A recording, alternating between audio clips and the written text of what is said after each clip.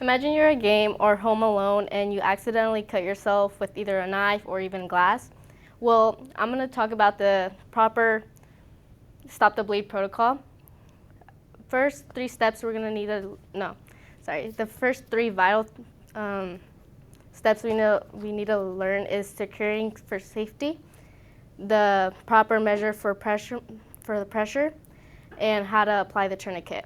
Now, your first instinct might just to run in and not check for any safety, but first you need to secure the danger. If possibly, maybe you even got stabbed or anything by someone else, we need to make sure that person's gone because we don't want to be the second victim, and we can't help we can't help ourselves and the other person. So, as you want to start off, you might want to start off by telling someone to go call 911. And after they call 911, they probably want to go get the first aid kit. Then you want to start off by applying pressure to the arm.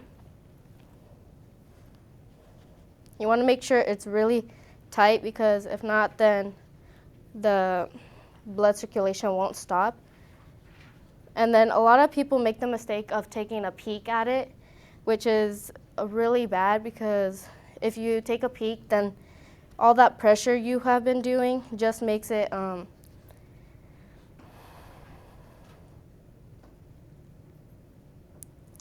just makes the blood stop forming the little protective blood clot it has been forming.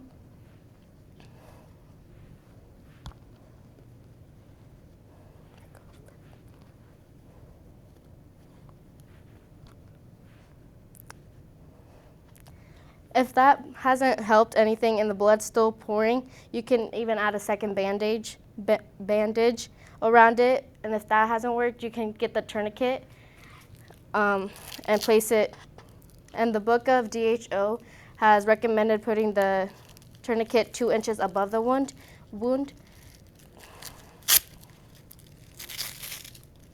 And if it's on the arm and 2 inches up, it would probably be on the elbow, which is just not gonna be comfortable. So instead, you just want to add a little more higher up than it needs to be.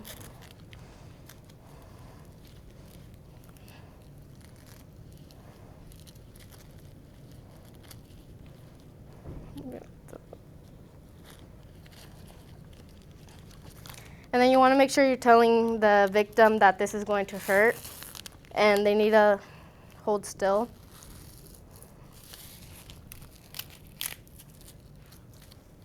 You first just want to pull this latch and put it all around.